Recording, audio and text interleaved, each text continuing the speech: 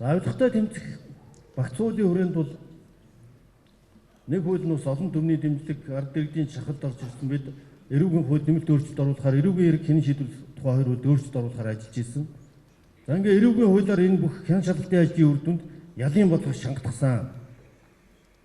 Нийтийн албанд ажиллаж байгаа хүмүүсийн эрх ашиг сонирхлын тухай хуулинд өөрчлөлт оруулж төрийн албанд буюу нийтийн албанд ажиллаж байгаа хүний гэр бүлийн гишүүд бол тендер авч болохгүй.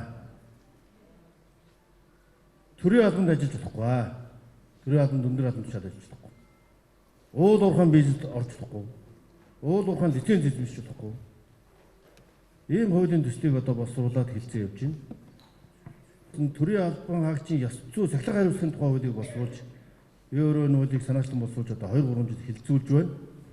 Хамаатан садан нэгдмэл сонирхолтой этгээд хамаарлахгүй этгээд давуу байдал олгосон болов. Хэн нэгний өмнөөс ажил алба хөөцөлдсөн болов. Ерөөсөө төрийн түвшингийн үндсэн үүргээ биелүүлээгүй бол ёс зүйн зөрчил гаргасан гэж үзэж хариуцлага тоосдог бахын төрийн албан хаагчийн ёс зүй сахилга хариуцлагын тухай хуулийг одоо хэлцүүлж байна.